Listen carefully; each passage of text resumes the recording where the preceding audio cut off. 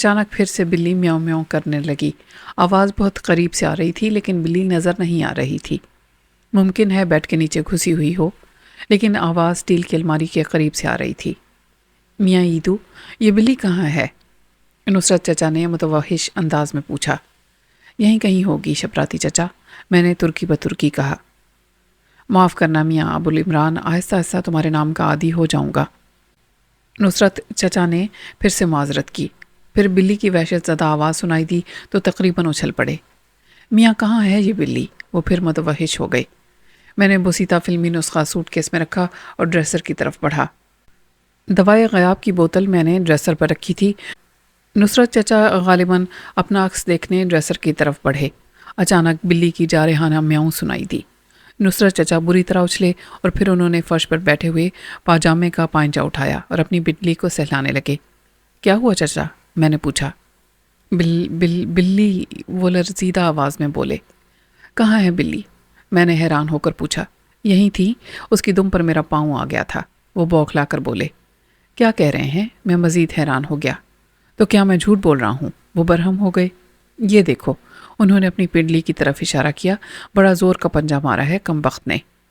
میں نے دیکھا، واقعی ان کی پنڈلی پر ایک خراش تھی جس سے خون رس رہا تھا۔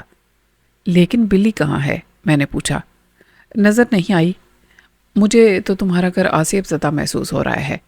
میں نے ان کا سوال گول کر دیا اور ڈریسر کی طرف توجہ دی، لیکن دوا کی بوتل مجھے کہیں دکھائی نہ دی۔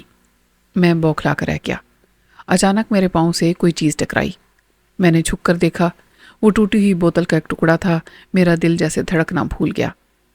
وہ دوائے غیاب ہی کی ٹوٹی ہوئی بوتل کا ٹکڑا تھا۔ کیا تمہارا گھر آصیب زدہ ہے؟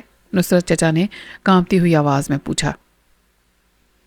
اچانک ہی پوری بات میری سمجھ میں آ گئی تھی۔ بلی نے دوائے غیاب کی بوتل گرا دی تھی۔ بوتل ٹوٹنے کے بعد دوا بہہ نکلی ہوگی، کچھ دوا اب بھی فرش پر دکھائی دے رہی تھی۔ کچھ دوا یقیناً بلی نے چاٹ لی ہوگی اور غائب ہو گئی ہوگی۔ جی ہاں، یہاں آصیب ہے، میں نے نصرت چچا کو جواب دیا۔ تو تم یہاں رہتے کیسے ہو؟ جلدی نکلو یہاں سے، وہ بوکھلا کر بولے۔ جی میں بھی یہی سوچ رہا ہوں، میں نے کہا، اور تجربات میں استعمال ہونے والی جڑی بوٹیوں کا لفافہ اور تمام کیپسول سوٹ کیس میں رکھ کر سوٹ کیس بند کر دیا۔ خیر، نسخوں والی کتاب بھی میرے پاس تھی اور تمام ضروری جڑی بوٹیاں بھی۔ یہ میرے حق میں اچھا ہی تھا، میں نصرت چچا کے گھر فرصت سے دوا پر مزید تجربات کر سکتا تھا۔ مجھے اس عرصے میں سلطان سے بچنا تھا اور پھر دوا تیار کر کے اس کی مدد سے کامے شاہ کے گروہ کا بیڑا غرق بھی کرنا تھا۔ میں نے سوٹ کیس لاک کیا اور اسے اٹھا کر باہر نکل آیا۔ اس بار چچا میرے آگے آگے تھے۔ باہر نکل کر میں نے دروازہ بند کیا، کنڈی لگا کر قفل ڈال دیا۔ میں مسکرائیل کے متعلق پریشان تھا، پتہ نہیں وہ کہاں ہو اور کیا کر رہا ہو۔ محلہ اس وقت بھی سنسان تھا۔ میں اس مرتبہ عقبی نشست پر بیٹھا تھا۔ پھر مجھے خیال آیا کہ میرا یہاں سے کھسک لینا ہی اچھا ثابت ہوگا۔ خدا جانے بلی کتنی دوا ڈکار گئی ہو۔ یقین سے نہیں کہا جا سکتا تھا کہ وہ کمبخت کتنا عرصہ غائب رہے گی۔ بہرحال یہ بات طے تھی کہ اس عرصے میں وہ محلے میں زبردست خوف و ہراس پھیلائے گی۔ نصرت چچا نے گاڑی سٹارٹ کر کے آگے بڑھا دی۔ پھر وہ اپنے اور ابا جان کے قصے سنانے لگے۔ مجھے ان سے کوئی دلچسپی نہیں تھی، میں تو امزاد کے شہد آگی تصور میں ڈوبا ہوا تھا اور ڈوبا ہی رہنا چاہتا تھا۔ کوئی 15 منٹ کے بعد گاڑی شام نگر کے علاقے میں داخل ہوئی۔ مجھے حیرت ہوئی کیونکہ وہ متمول لوگوں کا علاقہ تھا۔ وہاں کوئی بھی بنگلہ 400 گز سے کم رقبے پر بنا ہوا نہیں تھا۔ چچا نے میری حیرت بھانپ لی۔ بولے، مجھے امید ہے کہ تمہیں اپنے چچا کا غریب خانہ پسند آئے گا۔ میں جھیمپ کر رہ گیا۔ نصرت چچا نے ایک بنگلے کے گیٹ پر کار روک دی اور ہارن بجانے لگے۔ گیٹ کے دائیں جانب سنگ مرمر کی پلیٹ پر فوزیہ پیلس لکھا ہوا تھا۔ وہ نام پڑھ کر پھر سے میری دھڑکنیں بے ربط ہو گئیں۔ پھر چوکی دار نے گیٹ کھول کر نصرت چچا کو فوجی انداز میں سلیوٹ کیا۔ چچا گاڑی اندر لے گئے۔ گاڑی پورچ میں پارک کر کے انہوں نے مجھ سے کہا، چلو بھائی برخوردار، اترو، تمہارا گھر آ گیا۔ ان کے لہجے میں بڑی اپنائیت تھی۔ میں اپنا سوٹ کیس اٹھائے باہر نکلا۔ اتنی دیر میں نصرت چچا اندر داخل ہو چکے تھے۔ میں بھی کوٹھی میں داخل ہو گیا۔ چچا مجھ سے کچھ آگے تھے۔ راہداری کے پہلے دروازے میں داخل ہوتے ہوئے چیخے، ارے بھائی بیگم، فوزیہ، دیکھو تو کون آیا ہے۔ ارے بھائی اپنا ایدو آیا ہے۔ میں اتنا پیچھے تھا کہ اپنے نام کی بے حرمتی پر احتجاج بھی نہیں کر سکتا تھا۔ کون ایدو؟ کیا کہہ رہے ہیں؟ ایک نسوانی آواز سنائی دی جس سے پختگی ظاہر ہو رہی تھی۔ ارے بھائی رمضان بھائی تھے نا، ان کا بیٹا، عید محمد، یاد ہے؟ سب پیار سے اسے ایدو کہتے تھے۔ اچھا اچھا، کہاں ہے ایدو؟ خاتون کے لہجے میں لہک تھی۔ اسی وقت میں سوٹ کیس اٹھائے دروازے میں داخل ہو گیا، لیکن میرے سلام کے لیے اٹھا ہوا ہاتھ پیشانی پر جم کر رہ گیا۔ میں نے انتہائی مردہ سے لہجے میں سلام کیا۔ وعلیکم السلام، خاتون نے لہکتے ہوئے جواب دیا، جبکہ لڑکی غالباً شرم کے مارے دوہری ہو گئی۔ اس کا رد عمل مناسب تھا، اسے شرم آنی ہی چاہیے تھی۔ میں نے ڈرائنگ روم کا جائزہ لیا۔ بہت آراستہ و پیراستہ کمرہ تھا، بے حد وسیع بھی تھا، لیکن خاتون کو دیکھتے ہوئے کچھ تنگ محسوس ہونے لگتا تھا، اور لڑکی پر نظر پڑتے ہی ہر چیز الٹی نظر آنے لگتی۔ فرش چھت کی جگہ صوفے اور میزیں الٹی رکھی ہوئی، ہر کھڑا ہوا شخص لیٹا ہوا معلوم ہوتا تھا۔ کچھ ایسی ہی کیفیت تھی ان آنکھوں کی۔ بیٹھو بیٹے ایدو، اسے اپنا ہی گھر سمجھو، کوئی تکلف نہ کرنا، نصرت چچا بولے۔ اس بار میری کھوپڑی بالکل ہی آؤٹ ہو گئی۔ میں بہت بے تکلف آدمی ہوں شبراتی چچا، میں نے دھمکی آمیز لہجے میں کہا۔ آپ بے فکر ہیں، میں ذرا بھی تکلف نہیں کروں گا۔ نصرت چچا نے جھینپ کر خاتون کی طرف دیکھا اور ہنستے ہوئے بولے، بھئی بیگم، وہی خاندانی معاملہ ہے، میری طرح یہ بھی باپ کی عطا کردہ نام سے بھاگا بھاگا پھر رہا ہے۔ اب یہ ابو العمران ہے۔ خاتون نے غور سے مجھے دیکھا اور گل افشانی فرمائی، ویسے عید محمد بھی برا نام نہیں ہے، بلکہ میں کہوں گی کہ اچھا نام ہے۔ میں نے خونخوار نظروں سے انہیں دیکھا، لیکن فوراً ہی سہم کر رہ گیا۔ وہ چہرے سے بہت خوفناک نظر آتی تھیں۔ بیٹے، یہ تمہاری چچی ہیں، نصرت چچا نے خاتون سے تعارف کرایا، اور میں نے دل ہی دل میں دعا مانگنا شروع کر دی کہ صاحبزادی سے تعارف نہ کرا بیٹھیں۔ جی، میں نے حیرت سے آنکھیں پھیلانے کی کوشش کرتے ہوئے کہا۔ یہ چچی؟ نہیں، میں نہیں مان سکتا۔ وہ کیوں بھائی؟ چچا اور چچی بیک آواز بولے۔ جی، یہ آپ کی پسلی سے بنی ہوئی تو نہیں لگتی، میں نے چچی کی طرف اشارہ کرتے ہوئے چچا سے کہا۔ تم بہت شریر ہو، چچا بوکھلا کر بولے۔ چچی کو سلام تو کر لو۔ میں نے چچی کی طرف دیکھ کر انہیں سلام کیا۔ السلام علیکم چچی صاحبہ۔ دراصل میں اپنے خوابوں کا تاج محل مسمار ہونے پر بری طرح بھنا گیا تھا۔ جمع کا صیغہ استعمال کرنے پر خفت سے ان کا چہرہ مزید سرخ ہو گیا، لیکن مجھے یہ جان کر حیرت ہوئی کہ وہ اپنے ظاہر کے برعکس بہت متحمل مزاج بلکہ نرم خو معلوم ہو رہی تھیں۔ کچھ سنبھلنے کے بعد مسکرائیں۔ تم واقعی شریر ہو، انہوں نے کہا، لیکن میں نے برا نہیں مانا۔ میں لڑکی کی طرف متوجہ ہوا، لیکن میں اب بھی بھنایا ہوا تھا۔ وہ چڑیل تماسل بڑی دل آویز اور محبت باش نگاہوں سے چچی جان کو دیکھ رہی تھی، لیکن اس کی نگاہوں میں کچھ الجھن بھی تھی، شاید اس لیے کہ چچا نصرت کی مملکت وسیع و عریض یعنی میری چچی کے حدود اربا کا مکمل طور پر احاطہ کرنے سے قاصر تھیں۔ پھر اس نے بڑی ادا سے سر کو خم دیتے ہوئے انہیں سلام کیا۔ میں ششدر رہ گیا۔ چند لمحے خاموشی رہی، پھر چچی مجھ سے مخاطب ہوئیں۔ سلام کر رہی ہے، انہوں نے لڑکی کی طرف اشارہ کرتے ہوئے کہا۔ تو جواب دے دیجئے، میں نے نہایت اطمینان سے مشورہ دیا۔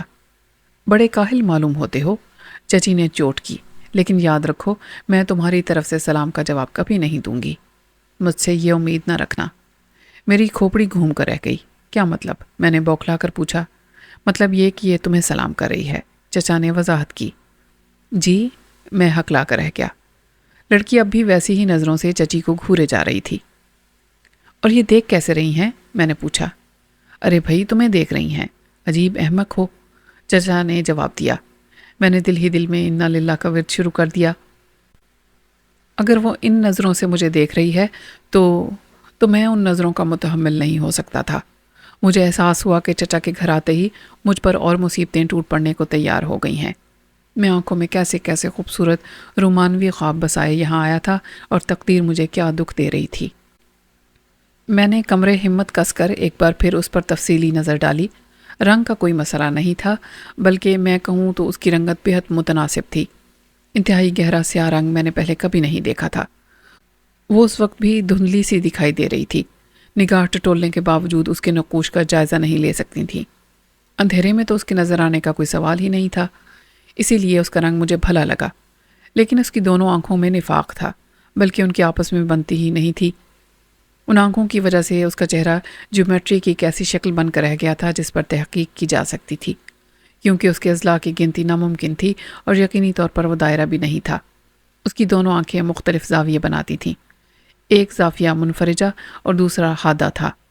میں نے زمانہ تعلیم میں جیومیٹری میں بہت دلچسپی لی تھی، چنانچہ یقین سے کہہ سکتا تھا کہ اس کی آنکھوں کے دونوں زاویوں کا مجموعہ زاویہ مستقیم کے برابر ہے، بلکہ میں تو یہاں تک کہہ سکتا ہوں کہ ایک آنکھ کا زاویہ 30 درجے اور دوسرا 150 درجے کا تھا۔ میں سوچتا ہی رہ گیا کہ اس لڑکی کے ساتھ ایک ہی چھت کے نیچے رہنا کتنا خوفناک تجربہ ہوگا۔ میں سوچتا رہا اور لرزتا رہا۔ پھر مجھے دوائے غیاب کا خیال آیا اور میں مطمئن ہو گیا، مجھے تو دوا پر کام کرنا تھا۔ اس لڑکی کی بھول بھلیاں آنکھوں میں الجھنے کی فرصت ہی کہاں ملتی۔ بیٹھو نہ بیٹھے، اس بار چچی نے فرمائش کی۔ میں صوفے پر بیٹھ گیا لیکن اپنی ذات سے نظریں چرا رہا تھا۔ بھائی چائے بنواؤ نا، چچا نے چچی سے کہا۔ پھر انہیں کچھ خیال آ گیا، انہوں نے پوچھا فوزیہ کہاں ہے؟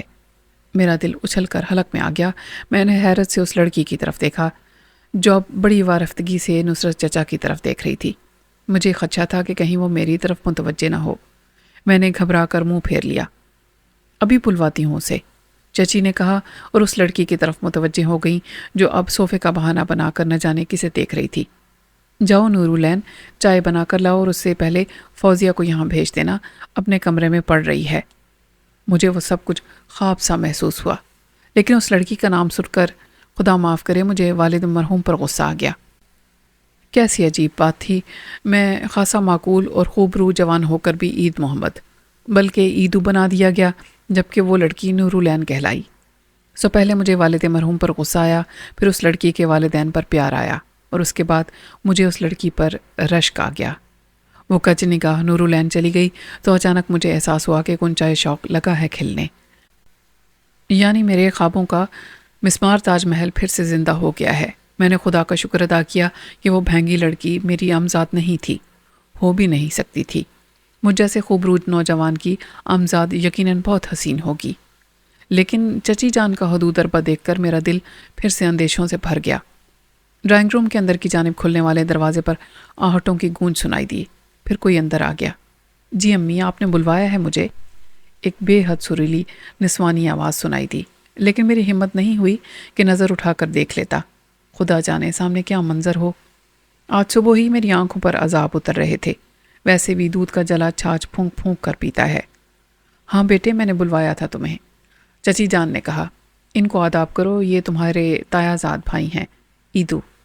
پھر انہوں نے گویا تصحیح فرمائی، عید محمد۔ میں نے احتجاج کرنے کی نیت سے نظریں اٹھائیں، لیکن اپنی جگہ جم کر رہ گیا۔ میری نگاہیں خیرہ ہو گئیں۔ مجھے یقین ہی نہیں آ رہا تھا کہ وہ میری امزاد ہو سکتی ہے۔ میں مبہوت ہو کر اسے دیکھتا رہا۔ اسے ایک نظر کا تاثر تو میں بیان ہی نہیں کر سکتا۔ مجھے یہ احساس بھی نہیں ہوا تھا کہ چچی اور چچا میری کیا کیا گل افشانیاں کر رہے ہیں اور میرا جغرافیہ کس کس طرح بیان کر رہے ہیں۔ میں تو ایک طلسم میں گرفتار تھا۔ پھر اس کی سریلی آواز نے اس کے حسن کا طلسم توڑا۔ آداب عرض ہے عیدو بھیا۔ میں یک لخت ہوش میں آ گیا۔ ایک تو بھیا اور پھر عیدو۔ میرا سارا وجود غصے میں پھنک کر رہ گیا، لیکن اس ناظرین پر غصہ اتارنا حماقت کی بات تھی۔ فوجیہ، میرا نام ابوالعمران ہے، میں نے چچا جان کو قہر آلود نگاہوں سے دیکھتے ہوئے کہا۔ میرا نام فوجیہ نہیں، فوزیہ ہے، وہ بے حد چڑھ کر بولی۔ میں جانتا ہوں، میں نے کہا، لیکن اس نام کو ہمیشہ ایسے ہی ادا کرتا ہوں۔ یوں بھی آپ کو دیکھ کر ایسا لگتا ہے جیسے کوئی لشکر جرار صفا راہ ہو کر پیش قدمی کر رہا ہے، تسخیر کرتا جا رہا ہے۔ کس قسم کا لشکر؟ وہ غضبناک لہجے میں پوچھنے لگی۔ وہ بہت زیادہ برا مان گئی تھی۔ اس کی میں وضاحت نہیں کر سکتا۔ میں نے خوشگوار لہجے میں معذرت کی۔ میں اسے کیسے سمجھا سکتا تھا کہ جلووں کے لشکر جرار کی بات کر رہا ہوں۔ دیکھیں عیدو بھائی، میں یہ برداشت نہیں کر سکتی کہ کوئی میرا نام اس طرح بگاڑے۔ اس کے لہجے میں اب بھی برہمی تھی۔ میرا نام ابوالعمران ہے، میں نے اسے یاد دلایا۔ اب لہجہ نرم رکھنا خاصا دشوار ثابت ہو رہا تھا۔ لیکن آپ پر یہی نام جچتا ہے، اس نے شریر لہجے میں اصرار کیا۔ مجھے بہت زور کا غصہ آیا۔ چچا اور چچی بھانپ گئے، چنانچہ انہوں نے میرے دونوں ناموں کی تاریخ بیان کرنا شروع کر دی۔ لیکن امی، عیدو بھائی کا کہنا زیادہ اچھا لگتا ہے۔ اس کے نامعقول اصرار نے مجھے خاصا متنفر کر دیا۔ میں غصے کی شدت سے کانپنے لگا۔ نہیں بیٹے، تم انہیں اس نام سے نہیں پکارو گی، نصرت چچا نے سمجھایا۔ پھر انہیں کیا کہہ کر پکاروں؟ اس نے ٹھنک کر پوچھا۔ ابوالعمران تو بہت بڑا نام ہے۔ میرا جی چاہا کہ میں کہہ دوں کہ کسی بھی نام سے پکارنے کی کیا ضرورت ہے، اجی سنتے ہیں کہہ کر پکار لیا کرو، لیکن میں نے بروقت اپنی زبان پر قابو پایا۔ نام سے پکارنے کی کیا ضرورت ہے؟ چچی نے گویا میرے خیالات پڑھ لیے، لیکن اس کے بعد انہوں نے جو کچھ کہا وہ میرے لیے قابل قبول نہیں تھا۔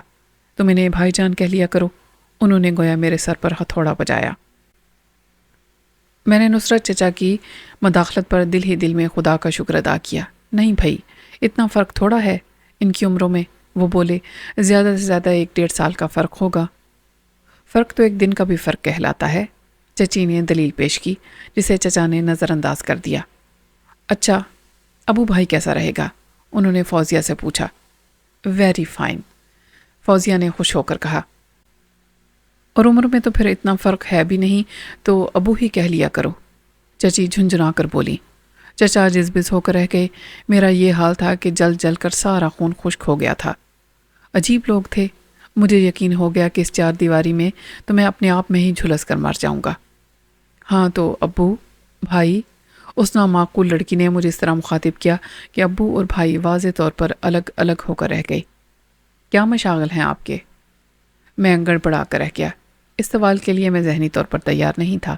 پھر میری مشکل نورالعین نے آسان کر دی۔ وہ ٹرالی پر چائے کے لوازمات اور کئی قسم کے بسکٹ سجائے ڈرائنگ روم میں داخل ہوئی تو سب اس کی طرف متوجہ ہو گئے۔ بسکٹوں کی کیا تک ہے؟ نصرت چچا نے اسے ڈانٹا۔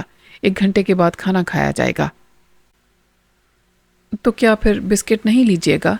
نورالعین منمنائی۔ تب مجھے پتہ چلا کہ موصوفہ ناک کے زور پر بولنے کی عادی ہیں اور ان کے ادا کیے ہوئے ہر لفظ پر نون غنہ کا اثر غالب تھا۔ اچھا ٹھیک ہے، چچی نے نرم لہجے میں کہا۔ اب یہ عیدو میاں، میرا مطلب ہے عمران میاں کا سوٹ کیس اوپر لے جاؤ اور ان کا کمرہ بھی صاف کرا دو۔ یہ کہہ کر انہوں نے معذرت آمیز نظروں سے میری طرف دیکھا۔ مجھے ان کا انداز تخاطب یعنی عمران بھائی پسند آیا تھا، لہٰذا میں نے دل ہی دل میں صدقے دل سے انہیں معاف کر دیا۔ چائے کے دوران خاموشی رہی۔ پھر چچی نے فوزیہ سے کہا، جاؤ عمران کو ان کا کمرہ دکھا دو جا کر۔ فوزیہ اٹھ کھڑی ہوئی، لیکن اس کے انداز سے ناگواری یہاں تھی۔ میں بھی اٹھ کھڑا ہوا۔ آئیے، اس نے کہا اور اندر والے دروازے کی طرف چل دی۔ میں بھی اس کے پیچھے پیچھے تھا۔ دروازے سے نکلتے ہی سامنے زینے تھے۔ زینوں پر چڑھ کر ہم اوپری منزل پر پہنچے۔ یہ رہا آپ کا کمرہ، فوزیہ نے اشارہ کرتے ہوئے کہا۔ تو دکھائیے نا کمرہ، میں نے شریر لہجے میں کہا۔ کیا مطلب ہے آپ کا؟ اس کا موڈ بگڑ گیا۔ خود دیکھ لینا، اندھے ہیں کیا؟ چچی جان نے آپ سے کہا تھا۔ ارے وہ تو محاورہ تھا، آپ تو بالکل ہی بے وقوف ہیں، اس نے مزیکا اڑانے والے انداز میں کہا۔ میں فیضو سے کہہ کر آپ کا سامان اوپر بھجواتی ہوں۔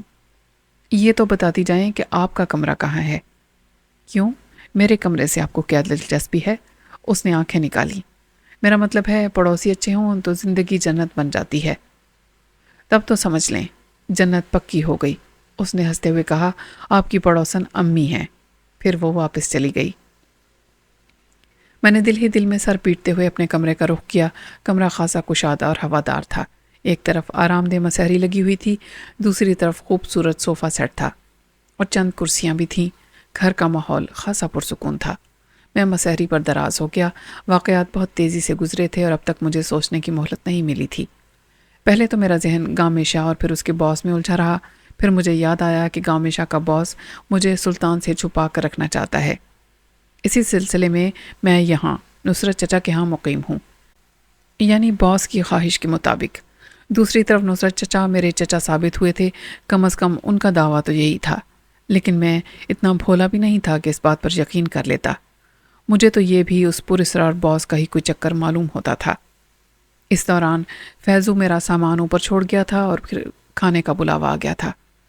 نصرت چچا نے کھانے کا خاصا اہتمام کیا تھا۔ کھانے کے دوران خاموشی رہی۔ کھانے کے بعد ہم چائے پی رہے تھے کہ ملازم نے کسی خان صاحب کے آنے کی اطلاع دی۔ چچی جان اور فوزیہ اوپر چلی گئیں اور نصرت چچا نے خان صاحب کو وہیں بلوا لیا۔ خان صاحب آئے اور انہوں نے چچا سے مصافحہ کیا، پھر وہ میری طرف جھپٹے اور مجھ سے معانقہ کر ڈالا۔ ارے بلبل میاں، تم یہاں کیسے؟ انہوں نے لہک کر پوچھا۔ تو تم انہیں جانتے ہو؟ نصرت چچا نے مداخلت کی۔ ارے میاں، یہ میرا بھتیجا ہے، میرے مرحوم بھائی کی اکلوتی اولاد۔ ان کا لہجہ فخریہ تھا۔ ادھر خان صاحب کو دیکھتے ہی میرے دیوتا کوچ کر گئے تھے۔ خان صاحب سے میری پرانی یاد اللہ تھی، شکار کے شوقین تھے اور افیون کی پڑیا ہر وقت ان کی جیب میں رہتی تھی۔ میں نے انہیں ہر وقت عالم بے خودی میں دیکھا تھا، ہوش سے ان کا کوئی تعلق ہی نہیں تھا۔ کئی بار سندھ کے ریگزاروں میں ان کے ساتھ مرغابیوں کا شکار کھیلنے کا اتفاق ہوا۔ میں تو خیر کسی شمار کے تار میں نہیں تھا، مگر انہیں بھی اس معاملے میں صفر ہی پایا۔ البتہ یہ بات بھی سمجھ میں نہیں آئی کہ مرغابیاں خود ان کی بندوق کی نال کے سامنے کیوں آ جاتی ہیں۔ کم از کم میں نے آج تک انہیں دانستہ شکار کرتے نہیں دیکھا تھا۔ وہ دراز قامت اور قوی الجثہ تھے اور اپنا سلسلہ نسب چنگیز خاندان سے جوڑتے تھے۔ خیر ان کی تحقیق تھی۔ انہوں نے ایک بار پیچھے ہٹ کر مجھے غور سے دیکھا، گویا اس امر کی تصدیق کر رہے ہوں کہ میں ان کا مطلوبہ ہدف ہوں۔ پھر مجھ سے والہانہ انداز میں لپٹ گئے۔ کہاں مر گئے تھے عمران کے ابا؟ انہوں نے دردناک لہجے میں پوچھا۔ ابو العمران کا اس سے سلیس ترجمہ میں نے پہلے کبھی نہیں سنا تھا، لیکن ان کی اس بے تکلفی کا میرے پاس کوئی جواب نہیں تھا۔ وہ کسی آفت ناگہانی کی طرح نازل ہوئے تھے۔ میرے لیے خاموشی میں ہی عافیت تھی۔ پھر نصرت چچا نے سنبھالا لیا۔ کہو بھائی خان صاحب، کیسے زحمت کی؟ انہوں نے خان صاحب کے ہاتھ میں دبی ہوئی بندوق کو دیکھ کر پوچھا۔ شکار کرنے نکلا ہوں، خان صاحب نے بندوق کی نال میری طرف اٹھاتے ہوئے کہا۔ کس کا؟ میرا؟ میں بوکھلا گیا۔ نہیں، مرغابیوں کا۔ انہوں نے نال نیچی کر لی۔ نصرت صاحب کو مدعو کرنے آیا ہوں، لیکن اب تم بھی ساتھ چلو گے۔ کہاں چلیں گے؟ نصرت چچا نے پوچھا، کیونکہ میں تو تم بخود ہو گیا تھا۔ تھر پار کر۔ ان کا جواب سن کر میری سٹی گم ہو گئی۔ اس سردی میں تھر پار کر اور مرغابیوں کا شکار، اتنی زحمت کی کیا ضرورت ہے؟ میں نے احتجاج کیا۔ آپ جتنی مرغابیاں کہیں گے میں یہیں سے خرید دوں گا۔ ہم خود نہیں خرید سکتے کیا؟ خان صاحب برا مان گئے۔ بس میاں، ہم نے ارادہ کر لیا ہے، تھر پار کر ضرور چلیں گے۔ تمام انتظامات مکمل ہیں، انہوں نے فاتحانہ لہجے میں کہا۔ ٹکٹ موجود ہیں، رہائش کا انتظام ہولو کے سپرد ہے، وہ پہلے ہی جا چکا ہے اور اب ہماری آمد کا منتظر ہوگا۔ یہ ہولو کوئی نیا جانور ہے؟ ارے وہی ہمارا ملازم خاص چھیدو۔ چھید کو انگریزی میں ہول کہتے ہیں نا، بس ہم نے اس کے نام کو جدید کر دیا ہے۔ میں سر دھنتا رہ گیا۔ لیکن میں تو نہیں چل سکتا، میں نے انکار کر دیا۔ کیا حرج ہے؟ اس بار نصرت چچا نے مداخلت کی۔ تفریح ہو جائے گی، کچھ دل بہل جائے گا۔ چچا، میں ملازمت کرتا ہوں۔ اب نہیں کرو گے؟ کس چیز کی کمی ہے یہاں؟ میرا سب کچھ تمہارا ہے، بس کل ہی استعفیٰ بھیج دو۔ لیکن ویکن کچھ نہیں، بس فیصلہ ہو گیا۔ اب تم ملازمت نہیں کرو گی اور کل ہم بسلسلہ شکار تھر پار کر روانہ ہو رہے ہیں۔ کل؟ خان صاحب چلائے۔ ارے صاحب، 1 گھنٹے بعد ٹرین روانہ ہونے والی ہے، ابھی چلنا ہے۔ ابھی تو ممکن نہیں۔ میں شکار پر جانے کے موڈ میں نہیں تھا۔ کیسے ممکن نہیں؟ خان صاحب نے نال کا رخ میری طرف کر دیا۔ نال سے زیادہ میری نظر ٹریگر پر تھی۔ جوش جذبات میں انہوں نے اس پر کچھ زیادہ ہی دباؤ ڈال رکھا تھا۔ پھر میں دیکھ رہا تھا کہ دباؤ بڑھتا ہی جا رہا ہے، ایسے میں اقرار کرنے میں ہی بہتری تھی۔ پھر مجھے یاد آیا کہ ان دنوں اس علاقے میں فوجی مشقیں ہو رہی تھیں۔ ممکن ہے کوئی گولی بہہ کر ہمارا مزاج پوچھ لے۔ میں نے اس اندیشے کا اظہار کیا تو خان صاحب بولے، ہم اس علاقے میں نہیں جائیں گے۔ لیکن گولیاں سفر کرتے وقت سمتوں کا تعین نہیں کرتی، میں نے احتجاج کیا۔ ارے تو مشقوں کے دوران اصل گولہ بارود تھوڑا ہی استعمال ہوتا ہے، انہوں نے مجھے تسلی دی۔ میں نے تو یہی سنا ہے، تمہاری معلومات بے حد ناقص ہیں، انہوں نے مجھے حقارت بھری نظروں سے دیکھتے ہوئے کہا۔ اور اگر یہ سچ بھی ہے تو فوجیوں نے اپنے علاقے کی حد بندی کر رکھی ہوگی، ہم اس طرف جائیں گے ہی نہیں۔ جب ایک ایک کر کے انہوں نے میرے تمام اعتراضات مسترد کر دیے اور 4-5 مرتبہ مجھے اپنی بندوق کی زد میں لے چکے تو میں نے سر تسلیم خم کر لیا اور خود کو ان کی تحویل میں دے دیا۔ جان ہے تو جہان ہے۔ خان صاحب نے ہمیں تیار ہونے کی مہلت ہی نہیں دی۔ میں نے بمشکل دوائے غیاب اور اس کے چند تریاکی کیپسول رکھ ہی لیے۔ پھر ہم شکار کے لیے نکل کھڑے ہوئے۔ ایک رات ریل میں گزری۔ دوسرے روز ہم ایک گاؤں میں پہنچ گئے۔ وہ گاؤں ریلوے اسٹیشن سے زیادہ دور نہیں تھا، لیکن وہاں پہنچ کر معلوم ہوا کہ وہ منزل مقصود نہیں ہے، بلکہ ابھی ہمیں مزید سفر کرنا ہے۔ غالباً خان صاحب انگریزی فلموں جیسا حقیقی ایڈونچر چاہتے ہیں۔ ناچار رات کو بیل گاڑی پر سفر کرنا پڑا۔ اگلی شام کو ہم ایک اور گاؤں میں پہنچے۔ کچھ دیر آرام کرنے کے بعد خان صاحب اپنے ملازم خاص ہولو کی تلاش میں نکلے۔ بعد تلاش بسیار وہ ملا اور اس نے انکشاف کیا کہ ہمارا قیام گاؤں کے وڈیرے اللہ بچائے اور ربانی کے ہاں ہوگا۔ سرائے سے ہم لوگ وڈیرے کے ہاں پہنچے۔ وڈیرا مہمان نوازی کے سلسلے میں خطرناک حد تک روایت پرست ثابت ہوا۔ پہلے روز تو اس نے زبردست خاطر مدارات کی، دوسرے روز حال احوال پوچھا اور تیسرے روز آمد کی غرض و غایت دریافت کرنے کی نوبت آئی۔ اس دوران کم از کم میں سخت بور ہوتا رہا۔ وڈیرے کو جب بھی آمد کا مقصد بتانے کی کوشش کی جاتی، وہ کہتا، ابھی نہیں سائیں، ابھی میرے کو تھوڑی سی خاطر تو کرنے دو، پھر دیکھیں گے۔ تیسرے روز اس نے خود دریافت کیا، کہو سائیں، کیسے نوازا ہم لوگوں کو؟ بس شہر میں دل نہیں لگ رہا تھا، خان صاحب نے بے نیازی کے سے انداز میں کہا، اس لیے یہاں چلے آئے۔ اس جملہ معترضہ پر وڈیرے کو غصہ آ جانا چاہیے تھا، لیکن غالباً احساس مہمان نوازی آڑے آ گیا۔ پھر بھی سائیں کوئی مقصد تو ہوگا، اس نے خان صاحب کو نگاہوں سے ٹٹولتے ہوئے کہا۔ مقصد شکار کھیلنا ہے۔ خان صاحب نے عادتاً بندوق کی نال اس کے سینے کی طرف کر دی۔ کیا کہتے ہو سائیں؟ وڈیرے نے بوکھلا کر بندوق کی نال پکڑ لی۔ ہمارا شکار کھیلو گے کیا؟ نہیں، مرغابیوں کا۔ اوہ، وڈیرے نے اطمینان کا سانس لیا۔ لیکن آپ تو مرد ہیں سائیں۔ تو پھر؟ خان صاحب کی تیوریاں چڑھ گئیں۔ شیر کا شکار کرو نہ سائیں، مرغابیوں کا شکار تو بچوں کے لیے ہوتا ہے۔ میرے رگو پے میں سنسنی دوڑ گئی۔ فلموں اور تصویروں میں ہی جلیل القدر درندہ خاصا ڈراؤنا نظر آتا ہے، حقیقت میں دیکھنا خدا جانے کیسا ثابت ہو۔ ویسے بھی میں خطرے کے اور اپنے درمیان معقول فاصلہ برقرار رکھنے کا قائل تھا، لیکن احتجاج کر کے اپنی مردانگی کی توہین بھی نہیں کرا سکتا تھا، چنانچہ خاموش رہا۔ ویسے بھی مجھے یقین تھا کہ خان صاحب اس بلا کو ٹال ہی دیں گے۔ نصرت چچا کا تو شکار سے پہلے ہی حال خراب ہو گیا تھا، انہیں بخار تھا۔ شیر یہاں کہاں؟ خان صاحب نے حقارت بھرے لہجے میں کہا۔ ہے کیوں نہیں سائیں؟ وڈیرا بولا، کل ہی اس نے گوٹ میں گاؤں کے ایک بچے کو مار ڈالا۔ آپ اس کا شکار کھیلو سائیں، مرغابی آپ کے شایان نشان نہیں، آپ تو مرد ہیں نا۔ اس نے خان صاحب کی مردانگی کو پھر سے للکارا۔ نتیجہ یہ نکلا کہ میں جن پتوں پر تکیہ کیا ہوا تھا وہی ہوا دینے لگے۔ خان صاحب مردانگی کے معاملے میں خاصے حساس واقع ہوئے تھے۔ بولے، ٹھیک ہے، ہم شیر کا شکار کھیلیں گے۔ آپ کا جملہ بہت خوبصورت ہے خان صاحب، میں نے ڈرتے ڈرتے عرض کی۔ البتہ آپ واحد کے بجائے جمع کا صیغہ استعمال کر گئے ہیں۔ کیا مطلب؟ آپ شاید یہ کہنا چاہ رہے تھے کہ میں بھی شیر کا شکار کھیلوں گا۔ نہیں، میں ہم ہی کہنا چاہ رہا تھا، انہوں نے مجھے گھورتے ہوئے جواب دیا۔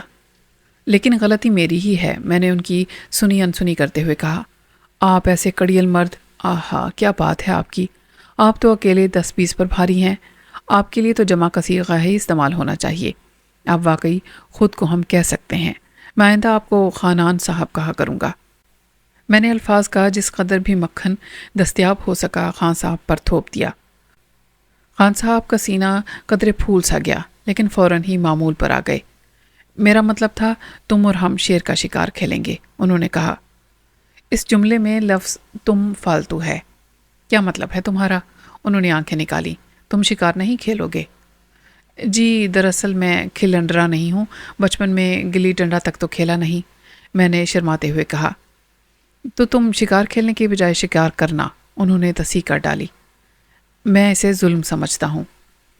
بزدل کہیں گے، تمہیں چلنا پڑے گا، انہوں نے بندوق سیدھی کرتے ہوئے کہا۔ دیکھیے خان صاحب، بات یہ ہے کہ مجھے بخار ہو گیا ہے، میں گھگ آیا۔ بخار ہوا تو تمہیں چھوڑ جائیں گے، خان صاحب نے جواب دیا۔ وڈیرا شاید بری طرح میری جان کا دشمن ہو رہا تھا، اس نے فوراً تھرمامیٹر منگوا لیا۔ میں بڑے خشوع و خضوع کے ساتھ اللہ میاں سے بخار طلب کرتا رہا۔ تھرمامیٹر آنے کے بعد ٹیمپریچر چیک کیا گیا تو نارمل سے بھی 4 درجے نیچے تھا۔ تمہیں بخار نہیں ہے، خان صاحب نے فاتحانہ لہجے میں کہا۔ ٹھنڈا بخار ہے، میں نے فریاد کی۔ بخار 99 درجے سے شروع ہوتا ہے جبکہ تمہارا ٹیمپریچر 94 ہے، خان صاحب نے دلیل دی۔ بس صبح تمہیں شکار پر چلنا ہے۔ صبح کیوں سائیں؟ ابھی رات کو مزہ رہے گا، وڈیرے نے ٹانگ اڑائی۔ شیر رات کو پچا کھچا گائے کا بچہ ہنکانے کے لیے ضرور آئے گا، جب ہی مار گرانا اس کو۔ خان صاحب بھی خاصے جذبز ہوئے، لیکن مردانگی کے ایک اور چیلنج نے انہیں پکا کر دیا۔ میں دل ہی دل میں اپنی تقدیر کو کوستا رہا۔ شہر میں ایک رستم کو بھوکت کے بیٹھا تھا کہ اب جنگل کے رستم سے پالا بڑھ گیا تھا۔ اس بار معاملہ البتہ مشکل تھا۔ جنگل کے رستم سے تو مصالحت بھی ممکن نہیں تھی اور نہ ہی خوشامد کا اس پر کوئی اثر ہوتا تھا۔ طے یہ پایا کہ رات کا کھانا کھا کر شکار پر چلیں گے۔ اس دوران میں بار بار تھرمامیٹر آزماتا رہا کہ اب پارا جس مقام پر تھا اس سے نیچے جانا اس کے لیے ممکن نہیں تھا۔ کھانے کا وقت آ گیا، لیکن مرنے والے کو کھانے سے بھلا کیا دلچسپی؟ میں سیدھا شیر کے منہ میں جا رہا تھا، اور شیر بھی کیسا، آدم خور۔ میرے ذہن میں وڈیرے کے الفاظ گھوم گئے۔ اس نے کہا تھا کہ شیر گزشتہ رات کسی بچے کو اٹھا کر لے گیا تھا۔ کیا بات ہے سائیں، آپ کھانا نہیں کھا رہے؟ خان صاحب نے اکڑ کر کہا۔ اب تو یہ شیر ہی کھائیں گے۔ میری جان ہی جل گئی۔ بہرحال میرے چاہنے نہ چاہنے سے کیا فرق پڑتا ہے، روانگی کا وقت آ ہی گیا۔ وڈیرے نے یہ کہہ کر معذرت کر لی کہ اسے پنچایت کا ایک اہم معاملہ نمٹانا ہے۔ البتہ اس نے ایک مقامی شکاری ہمارے ساتھ کر دیا۔ مقامی شکاری پرائمری اسکول کا ماسٹر تھا، جو شکاری تو کہیں سے بھی نہیں لگتا تھا۔ ممکن ہے وڈیرے نے اسے ڈرا دھمکا کر ہمارے ساتھ کر دیا ہو۔ خان صاحب کے بارے میں تو میں پہلے ہی کہہ چکا ہوں۔ جہاں تک میرا تعلق ہے، میرے ہاتھ میں 12 نمبر والی چھرے کی بندوق تھی۔ کم از کم مجھے تو ایسا ہی لگتا تھا کہ میں شیر کو شکار کرنے نہیں بلکہ ڈرانے کے لیے جا رہا ہوں، تاکہ وہ کسی طرح خان صاحب کے سامنے گھٹنے ٹیک دے۔ میں نے اعتراض کیا کہ چھرے کی بندوق کی وجہ سے میں عدم تحفظ کا شکار ہو گیا ہوں۔ خان صاحب کا کہنا تھا کہ مجھے بیک گراؤنڈ میں رکھا جائے گا، مقصد صرف نفری بڑھانا ہے تاکہ شیر پر روب پڑ سکے۔ شکار پارٹی کا چوتھا ممبر چھیدو تھا، جو اس حد تک انگریز ہو گیا تھا کہ چھیدو کہلوانا اسے گوارا نہیں تھا۔ اصرار کرتا تھا کہ اسے ہولو کہہ کر پکارا جائے۔ اس کے شکاری تجربے سے تو میں واقف تھا، البتہ اس کی تیاری کا یہ عالم تھا کہ اس کے پاس بندوق تو کیا، چھرے بھی نہیں تھے کہ شیر کو روبرو پا کر ہاتھ سے ہی ایک آدھ چھرا دے مارے۔ اس سلسلے میں استفسار کیا تو خان صاحب نے فرمایا کہ ہولو کا جسم ایک مکمل ہتھیار ہے، ضرورت پڑنے پر اسے شیر پر کھینچ کر مارا بھی جا سکتا ہے۔ جب ہم اس جگہ پہنچے جہاں شیر نے واردات کی تھی تو وہاں بچھڑے کی ادکھائی لاش دکھائی دی۔ دائیں جانب خشک پہاڑیوں کا ایک سلسلہ تھا جو آگے جا کر دیوار کی شکل اختیار کر گیا تھا۔ ہم بچھڑے کی لاش سے دور ہی رہے کہ مبادا صورتحال میں کوئی تبدیلی واقع ہو اور شیر ہوشیار ہو جائے۔ اس لک و دک صحرا میں یہ مسئلہ آ کھڑا ہوا تھا کہ ہم مچان کہاں باندھیں۔ درختوں کا وہاں نام و نشان تک نہیں تھا اور پہاڑی پر چھپا نہیں جا سکتا تھا۔ اس کی وجہ یہ تھی کہ وڈیرے سے ہمیں جو قیمتی معلومات حاصل ہوئیں وہ یہ تھیں کہ شیر کا ٹھکانہ پہاڑی ہی کی سمت ہے۔ گڑھا کھودنا اس اعتبار سے دشوار تھا کہ زمین سنگلاخ تھی۔ اس کے علاوہ ہمارے پاس زیادہ وقت بھی نہیں تھا۔ پھر ماسٹر صاحب کے چہرے پر نزاع کا سا عالم نظر آیا۔ ذہن پر کافی زور دے کر انہوں نے ایک تجویز برآمد کی۔ ان کا کہنا تھا کہ اسکول سے بلیک بورڈ منگوا لیے جائیں۔ اندھیرے میں بلیک بورڈ تاریکی ہی کا ایک حصہ معلوم ہوں گے اور شیر دھوکہ کھا جائے گا۔ یہ تجویز متفقہ طور پر منظور کر لی گئی۔ متفقہ طور پر یوں کہ چھیدو المعروف ہولو کی حیثیت ہتھیار کی تھی اور ہتھیار رائے دینے کی اہلیت نہیں رکھتے۔ جہاں تک میرا تعلق تھا تو مجھے صرف نفری بڑھانے کے لیے ساتھ لایا گیا تھا۔ گویا میں دوسرے درجے کا شہری تھا اور دوسرے درجے کے شہریوں کو ووٹ کا کوئی حق حاصل نہیں ہوتا۔ لہٰذا تنہا خان صاحب نے ماسٹر صاحب کی تجویز کو متفقہ طور پر منظور کر لیا۔ چھیدو میرا مطلب ہے ہولو کو گاؤں روانہ کیا گیا اور وہ اونٹ پر لدوا کر بلیک بورڈ لے آیا۔ چاروں بورڈ برابر برابر کھڑے کر دیے گئے، پھر گرد و پیش کی خالی جگہ کو کانٹے دار جھاڑیوں اور خودرو پودوں سے پر کر دیا گیا۔ دو طرف وزنی پتھروں کی دیوار بھی بنا دی گئی۔ وہ جگہ ایک چھوٹا موٹا سا قلعہ محسوس ہونے لگی۔ قلعہ بند ہونے کے بعد میں نے ایک بار پھر دبا دبا سا احتجاج کیا۔ خان صاحب، مجھے آپ شیر کے شکار پر لائے ہیں اور میرے ہاتھ میں وہ بندوق ہے جو پرندوں کو ڈرانے کے لیے استعمال کی جاتی ہے۔ ان گولیوں کو چھیل اور گھس کر انہوں نے قابل استعمال بنا لیا۔ ماسٹر صاحب اور خان صاحب کے پاس توڑے دار بندوقیں تھیں۔ دونوں کا کہنا تھا کہ یہ بندوقیں ان کے آباء و اجداد کو انگریزوں نے تحفتاً پیش کی تھیں، اس لیے وہ انہیں خود سے ہرگز جدا نہیں کر سکتے۔ خان صاحب نے دونوں بندوقوں میں بارود بھر کر گولیاں ڈالنا چاہیں تو گولیوں نے اندر جانے سے انکار کر دیا۔ گولیاں سائز کے مطابق نہیں تھیں۔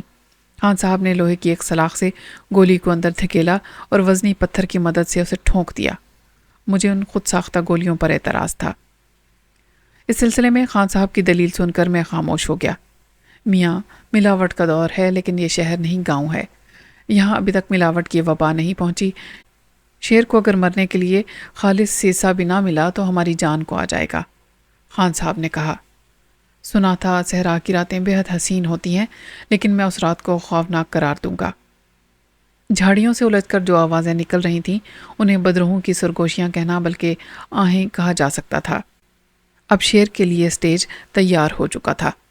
ہمارے مجسم ہتھیار یعنی ہولو کو اچانک یاد آیا کہ وہ تو تہجد گزار ہے۔ اس کی اس موجیگافی پر کسی کو کوئی اعتراض نہیں ہو سکتا تھا۔ چنانچہ اس نے رخت سفر باندھا اور بڑے خلوص سے یہ وعدے کر کے رخصت ہو گیا کہ فجر پڑتے ہی واپس آ جائے گا اور شیر کی دم میں نمدہ کس دے گا۔ اگر نمدہ میسر نہ ہوا تو خود ہی شیر کی دم میں نمدہ بن جائے گا۔ میں بھی خلوص قلب کے ساتھ فرار کا کوئی بہانہ تلاش کر رہا تھا، کیونکہ خان صاحب سے تو نہیں، البتہ ان کی بندوق سے ڈر لگتا تھا، بلکہ اب تو خوف بھی بڑھ گیا تھا۔ اب ہم تینوں کلا بند ہو کر بیٹھ گئے تھے۔ انتظار اس بات کا تھا کہ تیندوا ڈنر کے لیے کب نازل ہوتا ہے۔ تھوڑی دیر کے بعد احساس ہوا کہ ہم اوڑھنے بچھانے کے لیے تو کوئی چیز ساتھ لائے ہی نہیں۔ سردی بڑھنے کی صورت میں ہماری کلفی جم جانا یقینی تھا۔ تاریکی بہت تھی۔ خان صاحب نے اپنی بندوق کے سامنے کی جھاڑیاں ہٹا کر کھڑکی سے بنا لی تھی تو پتہ چلا کہ اس اندھیرے میں بھی تیندوے کے نظر آنے کے روشن میں امکانات موجود ہیں۔ خان صاحب نے وقت گزاری کے لیے اپنی اس جوانی کے قصے چھیڑ دیے جو میرے خیال میں اب تک ان پر آئی بھی نہیں تھی۔ ڈاکوؤں سے مقابلے، لاگو شیر کا شکار، ہاتھی دانت کی تجارت اور تسخیر قلب و جسم، نفی قلب کے ان گنت افسانے۔ البتہ میں نے اور ماسٹر صاحب نے جب بھی بولنے کی کوشش کی تو انہوں نے یہ کہہ کر خاموش کر دیا کہ چپ رہو، تیندوا سن لے گا، بہت چوکنا ہوتا ہے۔ اس قلعے میں کچھ دیر بیٹھ کر ہی مجھے اندازہ ہو گیا کہ ہمارے لیے تیندوے کا شکار ناممکن ہے، البتہ تیندوا ہمارا شکار ضرور کرے گا۔ اس کی وجہ یہ تھی کہ خان صاحب نے جنگی حکمت عملی مرتب کرتے وقت ہماری قوتوں کا صحیح تجزیہ نہیں کیا تھا۔ ہم میں جارحانہ تحرک کی کمی تھی، لیکن اس زور سے ہم میں حملہ کرنے کی قوت تو پیدا نہیں ہو سکتی تھی۔ دوسری طرف ہم مؤثر دفاع کر سکتے تھے، لیکن خان صاحب نے دفاع پر توجہ ہی نہیں دی تھی۔ چنانچہ ہم نہ تو حملہ کرنے کی پوزیشن میں رہے اور نہ ہی دفاع کا کوئی امکان رہا تھا۔ وہ جگہ بے حد تنگ تھی۔ تاریکی میں سردی یوں بھی زیادہ ہی لگتی ہے، دوسری طرف نیند کا دباؤ، پلکیں تھیں کہ جھکی جا رہی تھیں۔ جی چاہتا تھا کہ ٹانگیں پسار کر لیٹ جاؤں، لیکن پہلو بدلتے ہی کانٹے چبھنے لگتے تھے۔ خان صاحب سردی کے احساس سے بے نیاز تھے۔ انہوں نے روئی کی واسکٹ پہن رکھی تھی اور اس پر مزید گرمی افیون کی چٹکی نے پیدا کر دی تھی۔ اب وہ سمسن کے واقعات اپنی جوانی سے منسوب کر کے سنا رہے تھے، اور ادھر یہ حال تھا کہ میری کھوپڑی گھوم رہی تھی اور ذہن کسی بھی طرح جاگنے پر آمادہ نہیں تھا۔ ادھر خان صاحب کے قصوں میں وقتاً فوقتاً خراٹوں کے ڈیش لگنے لگے تھے۔ اسی وقت ہمیں غراہٹ سنائی دی۔ سب سے پہلے میں ہی چونکا، کھڑکی سے جھانک کر دیکھا تو تیندوے نظر آئے۔ وہ تعداد میں 3 تھے اور رت کھائے بچڑے کے پاس اٹکیلیاں کر رہے تھے۔ میرے دیوتا کوچ کر گئے، میں نے آؤ دیکھا نہ تاؤ، جھٹ دوائے غیاب کا ایک کیپسول نکل لیا۔ میری بلا سے تیندوے ان دونوں کو چیرتے پھاڑتے یا اپنی غار میں لے جاتے، بیگار کرواتے، کم از کم میری تو جان بخشی ہوتی۔ اپنی قوم کی جذباتیت تو ایسی ہے کہ مجرموں کو بھی فوراً شہید کا درجہ عطا کر دیتی ہے۔ میں بھی شیر کا لقمہ بنتا تو شہید ہی کہلاتا، لیکن میں جانتا تھا شہید کہہ دینے سے آدمی شہید ہو نہیں جاتا۔ باہر قوم آدمی کو شہادت کا درجہ دے رہی ہو اور ادھر قبر میں منکر نکیر چھتر رسید کر رہے ہوں تو مرنے والے بیچارے کو کیا فائدہ ہوا؟ اس کمار پن میں حرام موت مرنے کا کم از کم مجھے تو شوق نہیں تھا۔ خان صاحب نے جلدی سے بندوق سنبھالی اور اس کی نال کھڑکی سے نکال کر تیندووں کا نشانہ لینے لگے۔ اس وقت منکشف ہوا کہ موصوف کے ہاتھوں میں راشا بھی ہے۔ ان کی بندوق محض ہل نہیں رہی تھی بلکہ رقص کے انداز میں تھرک رہی تھی۔ مجھے تو اس بات کا بھی کوئی امکان نہیں نظر آ رہا تھا کہ گولی کھڑکی سے باہر جائے گی۔ خان صاحب، آپ کے ہاتھ کانپ رہے ہیں؟ میں نے انہیں آگاہ کیا۔ میاں وہ 3 ہیں، خان صاحب نے فخریہ لہجے میں جواب دیا، لیکن ان کی آواز بھی تھر تھرا رہی تھی۔ میں ٹرپل مائنڈڈ ہو رہا ہوں، سمجھ میں نہیں آتا کہ پہلے کسے ماروں۔ خان صاحب، آپ کی آواز بھی ٹرپل ٹریک ہو رہی ہے۔ میں نے انہیں ایک اور اطلاع دی۔ مجھے سوچنے دو، وہ غرائے۔ خدا کے لیے سوچئے نہیں، گولی چلائیے، نہیں تو میں چلاتا ہوں چھرا۔ تم بھول رہے ہو کہ تم صرف شیر پر نفسیاتی دباؤ ڈالنے اور نفری بڑھانے کے لیے یہاں موجود ہو، انہوں نے سخت لہجے میں کہا۔ کیسا دباؤ، کہاں کی نفری؟ شیروں کو تو یہ بھی معلوم نہیں کہ ہم کتنے ہیں، میں نے احتجاج کیا۔ لہٰذا میری یہاں موجودگی کا مقصد فوت ہو چکا ہے، کیوں نہ میں چپکے سے کھسک ہلوں یہاں سے۔ ہرگز نہیں، انہوں نے مجھے ڈانٹ دیا۔ اب تک شیر ہم تینوں کو سونگھ چکے ہوں گے، انہیں ہمارے تمام کوائف معلوم ہو چکے ہوں گے، مثلاً یہ کہ کس کا وزن کتنا ہے اور کس کا قد کتنا ہے، وغیرہ وغیرہ۔ کیا یہ انٹیلیجنس کے شیر ہیں؟ میں گھگھیایا۔ کمبخت دوا نے اب تک اثر نہیں دکھایا تھا، اور وڈیرے نے مروایا ہے ہمیں۔ وہ تو کہہ رہا تھا کہ ایک شیر ہے، یہ تو 3 ہیں۔ اچانک مجھے خیال آیا، 3 چھوٹے شیر ایک بڑے شیر کے برابر ہوتے ہیں، خان صاحب نے مجھے سمجھایا۔ وہ تیندوے مردہ بچھڑے کے پاس بیٹھ کر ڈنر میں مصروف ہو گئی۔ ان کی چپڑ چپڑ کی آوازیں واضح طور پر سنائی دے رہی تھیں۔ ہم تینوں نے باری باری اپنی بندوقیں باہر نکالی، لیکن نشانہ خطا ہونے کے ڈر سے فائر نہیں کیے۔ میں تو ویسے بھی چھروں والی بندوق سے مسلح ہونے کے باعث شیروں کا حامی تھا، لہٰذا فائر کرتا بھی تو شیروں کو نقصان پہنچنے کا احتمال نہیں تھا۔ البتہ میرے فائر سے انہیں ہماری موجودگی کا ضرور پتہ چل جاتا۔ چنانچہ خان صاحب نے مجھے منع کر دیا۔ ماسٹر صاحب نے عذر پیش کیا کہ تاریکی بہت زیادہ ہے اور نشانہ خطا ہونے کا اندیشہ ہے۔ اس کے علاوہ انہوں نے وہاں تیندووں کی موجودگی سے ہی انکار کر دیا۔ انہوں نے کہا کہ چپڑ چپڑ کی آواز ہوا کے مرہون منت ہے اور شیر ابھی آیا ہی نہیں ہے۔ گیند اب خان صاحب کے کورٹ میں تھی۔ وہ پہلے تو نشانہ لینے کی کوشش کرتے رہے، بالآخر مستقل طور پر ٹرپل مائنڈڈ ہونے کے بعد انہوں نے فائر جھونک ہی مارا۔ گولی کی ہیبت ناک آواز گونجی اور پھر گویا فائرنگ کا طوفان ہی آ گیا۔ پہاڑی باز گشت کے انتہائی اعلیٰ نمونے پیش کر رہی تھی۔ تیندوے سہم گئے اور ایک جگہ مل کر بیٹھ گئے۔ انہوں نے ہماری طرف رخ نہیں کیا۔ پہاڑ پر ہونے والی باز گشت غالباً انہیں پریشان کر رہی تھی۔ اب خان صاحب نے اپنی بندوق میں دوبارہ بارود بھرا اور پھر گولی کو اندر ٹھونسنے کی کوشش کی گئی، لیکن گولی داخل ہونے سے انکاری تھی۔ خان صاحب نے ہمیں کہا کہ پتھر ڈھونڈ کے لائیں۔ بالآخر میں ایک بھاری پتھر ڈھونڈ کے لایا اور انہوں نے پتھر سلاخ پر مار کر گولی کو اندر ٹھونسا، لیکن بدقسمتی سے سلاخ بھی نال میں پھنس گئی۔ ہم تینوں زور لگا لگا کر ہار گئے، لیکن سلاخ نہ نکل سکی۔ خان صاحب نے طے کیا کہ وہ ضرورت پڑنے پر اسی طرح فائر کر دیں گے۔ لیکن اس طرح تو بندوق پھٹ جائے گی، ماسٹر صاحب نے ڈرتے ڈرتے کہا۔ کیسی باتیں کرتے ہو آپ؟ خان صاحب نے برا مانتے ہوئے کہا۔ بندوق نہ ہوئی کاغذ ہو گیا، پھٹ جائے گی۔ ماسٹر صاحب چپ ہو گئے۔ میری جنرل نالج ویسے ہی کمزور تھی، البتہ بندوق پھٹ جانے کا تصور میرے لیے بے حد روح فرسا تھا۔ تینوں تیندوے پہلے تو سہمے ہوئے بیٹھے رہے، پھر باز گشت معدوم ہونے پر انہوں نے اچھلنا کودنا شروع کر دیا۔ اس بار انہوں نے پہاڑی کا بھی رخ کیا اور ہمیں خدشہ محسوس ہوا کہ کہیں وہ عقب سے حملہ نہ کر بیٹھیں۔ پھر ان میں سے ایک ہمارے نزدیک آ گیا اور سامنے پڑی ہوئی جھاڑیاں اور پتھر کو ریتنے لگا۔ 4 بلیک بورڈوں میں سے ایک ٹانگوں سے محروم تھا۔ ہم نے ٹانگوں کی جگہ پتھر رکھ کر کام چلایا تھا۔ مجھے ڈر تھا کہ وہ شیر پتھر نہ کھسکا دے۔ پھر وہی ہوا جس کا اندیشہ تھا۔ بلیک بورڈ گر پڑا۔ تاریکی میں 2 دہکتی ہوئی آنکھیں دکھائی دیں۔ گرا، ارے روکو، میری بندوق، اس ناہنجار کی آنکھیں تو دیکھو۔ خان صاحب اضطراری انداز میں چیخے۔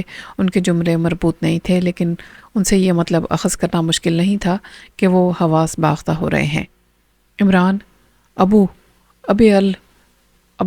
ابے عمران کے ابا، تم کہاں ہو؟ انہوں نے اندھوں کی طرح مجھے ٹٹولا۔ اس کا مطلب تھا کہ میں غائب ہو چکا تھا اور اب تیندوے کے شکم کی زینت نہیں بن سکوں گا۔ پھر خان صاحب کو احساس ہوا کہ وہ تنہا ہیں اور تمام تر ذمہ داری ان پر عائد ہوتی ہے۔ انہوں نے سلاخ ٹھکی نال کا رخ تیندوے کی طرف کیا اور ٹریگر دبا دیا۔ ایک ہولناک دھماکہ ہوا اور بارود پھٹنے سے نال میں چنگاریاں سی برس پڑی۔ میں وہاں سے جان بچا کر بھاگا۔ ایسے میں یہ کون دیکھتا کہ خان صاحب کا کیا حشر ہوا ہے؟ ماسٹر صاحب مجھ سے بھی پہلے کھسک لیے تھے۔ اب دشواری یہ تھی کہ میں اس علاقے سے ناآشنا تھا۔ اندھیرے میں یوں بھی سمتوں کا اندازہ نہیں ہوتا۔ آدھی رات کا وقت تھا، پتہ بتانے والا بھی کوئی نہیں تھا۔ ہوتا بھی تو میں پتہ پوچھنے کی پوزیشن میں نہیں تھا، کیونکہ میں اس وقت واحد غائب ہو رہا تھا۔ تریاکی کیپسول کھانے کی ہمت اس لیے بھی نہیں ہو رہی تھی کہ کسی درندے کا لقمہ نہ بن جاؤں۔ مختلف سمتوں میں سفر کرتے ہوئے نہ جانے کتنی دیر ہو گئی، پیر دکھنے لگے۔ راستے میں کسی درندے سے ملاقات نہ ہوئی تو حوصلہ قدرے بڑھ گیا تھا۔ میں نے تریاکی کیپسول حلق سے اتار لیا، لیکن اس وقت اپنی حضوری کا اندازہ لگانے کا کوئی ذریعہ میسر نہیں تھا۔ چنانچہ میں حاضر غائب ہونے کی پرواہ کیے بغیر سرگرداں رہا، لیکن لگتا تھا میں بری طرح پھٹک گیا ہوں۔ بالآخر پو پھٹتے مجھے ایک دیہاتی مل گیا۔ اس سے استفسار پر معلوم ہوا کہ وہ ہمیں ہی تلاش کر رہا ہے۔ وہ مجھے گوٹھ جا کرانی لے گیا۔ گوٹھ کے لوگوں تک ہماری بزدلی اور فرار کے قصے پہنچ چکے تھے۔ ماسٹر نے یہ کہہ کر دامن بچا لیا تھا کہ اس کی نظر کمزور ہے اور اسے تاریکی میں کچھ سجھائی نہیں دے رہا تھا، اور جو شہر سے آئے تھے جنہیں نظر آ رہا تھا انہوں نے موقع پر پیٹھ دکھا دی۔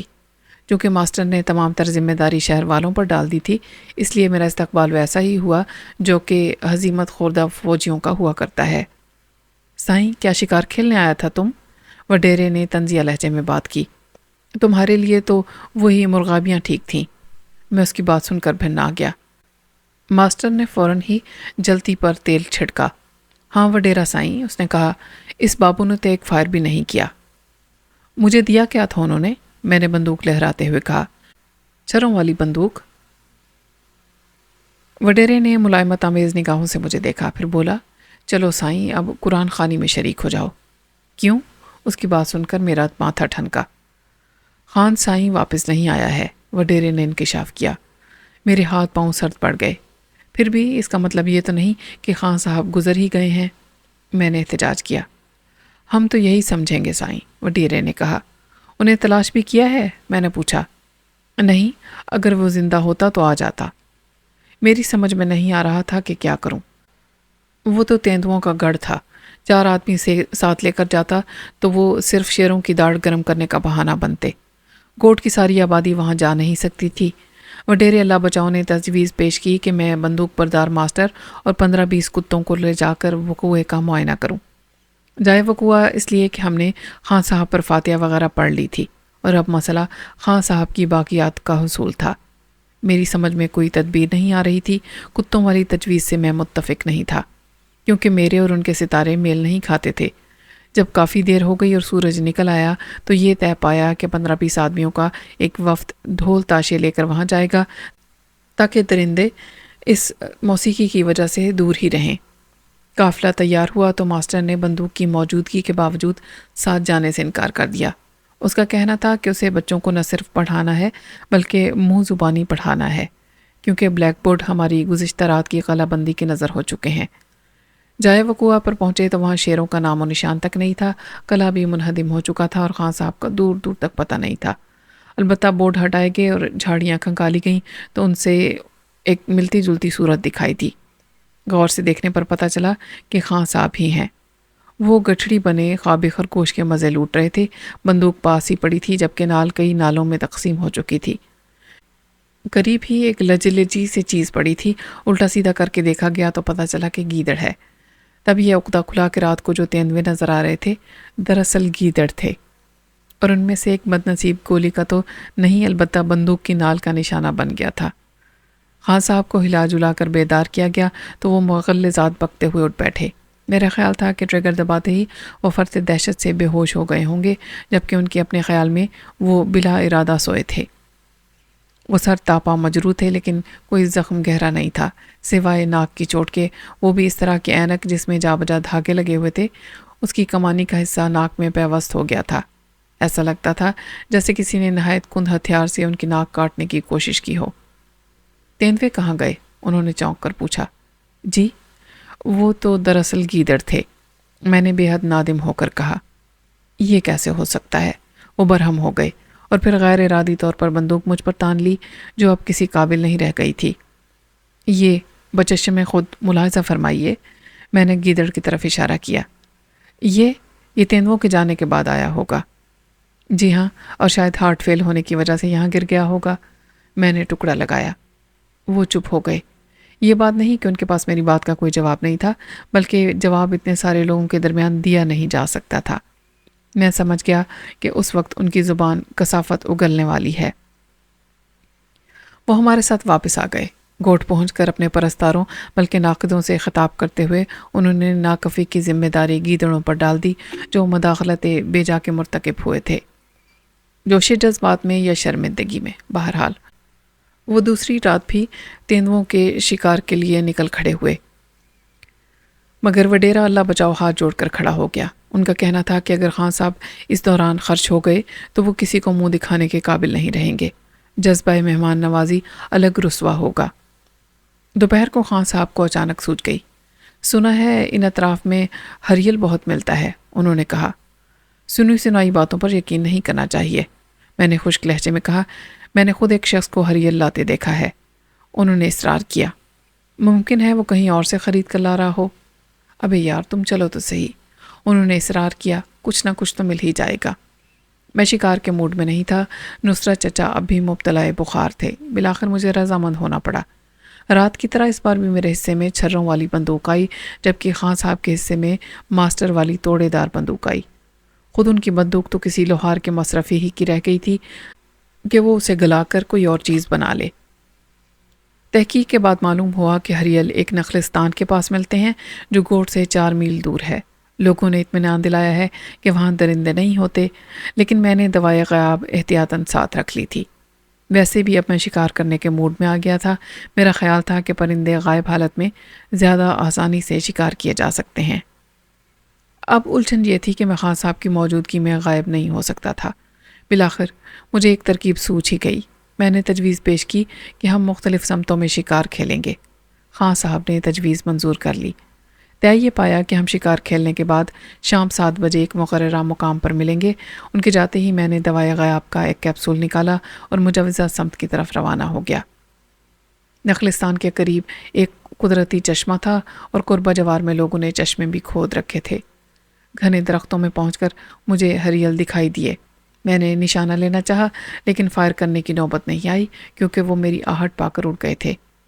میں کہہ نہیں سکتا تھا کہ مجھے غصہ کس بات پر آیا، ان کی ہوشیاری پر یا اپنی ناتجربہ کاری پر۔ بہرحال اب میں غائب ہونے کا منتظر تھا۔ مسئلہ یہ تھا کہ مجھے اپنے غائب ہونے کا علم کیسے ہو۔ اپنا سایہ تلاش کیا لیکن وہ ندارت تھا۔ یہ کوئی دلیل نہیں تھی کیونکہ مطلع ابرآلود تھا، ایسے میں سایہ نظر آنے کا کوئی امکان ہی نہیں تھا۔ ناچار میں نے اس کی پرواہ کیے بغیر ہی شکار کھیلنے کا فیصلہ کر لیا۔ پھر ایک ہریل میری بندوق کی سیدھ میں آ ہی گیا۔ میں نے ٹریگر دبانے کا قصد کیا لیکن اس لمحے وہ دائیں جانب سرک گیا اور کیڑے مکوڑے ٹھونگنے لگا۔ اس کی دائیں جانب ہونے کی وجہ سے مجھے بائیں جانب ہونا پڑا، لیکن ایسا کرتے ہی میں وبال میں پھنس گیا۔ میں غڑاب سے ایک کنویں میں جا گرا۔ اسی اثناء میں فائر ہو چکا تھا۔ مجھے یہ بھی پتہ نہ چل سکا کہ وہ ناہنجار ہریل شکار ہوا کہ نہیں، البتہ میں خود شکار ہو گیا۔ میں اس خلیز پانی میں سر کے بل گرا۔ پہلے تو 2-4 ڈبکیاں کھائیں، تب کہیں جا کر تہ میں پاؤں ٹکے۔ کنویں میں پانی زیادہ نہیں تھا، میرے سینے تک آ رہا تھا، البتہ وہ پانی بے حد بدبودار، سرد اور غلیظ تھا۔ اس میں چھوٹے چھوٹے بلبلے تیر رہے تھے۔ تعفن اس قدر تھا کہ دماغ پھٹا جا رہا تھا۔ جسم تو جسم میرا چہرہ تک سیاہ کیچڑ میں لتھڑا ہوا تھا۔ کچھ دیر کے بعد حادثے کے اثرات کچھ کم ہوئے تو میں نے کنویں کا جائزہ لیا۔ اس کی دیواروں میں بہت سے سوراخ تھے، لیکن درمیانی فاصلہ اتنا زیادہ تھا کہ ان کی مدد سے کنویں سے باہر نکلنا ممکن نہیں تھا۔ کچھ غور و خوض کے بعد میں نے مدد کے لیے چیخنا چلانا شروع کر دیا، لیکن کوئی بھی مدد کے لیے نہیں آیا۔ مسلسل چیختے چیختے میرا گلا بیٹھ گیا۔ میں نے حوصلہ نہیں ہارا۔ بالآخر میری ثابت قدمی رنگ لائی اور مجھے ایک آہٹ سنائی دی۔ پھر کسی نے کنویں میں جھانکا۔ باہر نکالو ورنہ مجھے نمونیا ہو جائے گا، میں نے فریاد کی۔ کون ہو تم؟ آنے والے نے کنویں کے چاروں طرف گھومتے ہوئے پوچھا، جیسے مجھے دیکھنا چاہتا ہو۔ ابوالعمران، گوٹھ کے وڈیرے اللہ بچایوں کا مہمان۔ پیر سائیں، تم ہو کدھر؟ نظر کیوں نہیں آتے؟ مجھے کنویں کی تاریکی پر یقین آ گیا۔ میں نے پانی پر ہاتھ مارتے ہوئے کہا، میں یہاں ہوں۔ پانی کے نیچے؟ میرے ہوش اڑ گئے۔ اس کا صاف مطلب تھا کہ میں غائب ہو چکا ہوں۔ دوا نے مجھے بہت بے تکا پھنسا دیا تھا۔ نہیں نہیں، میں یہاں ہوں، میں چلایا، میرے لیے کوئی رسہ پھینکو۔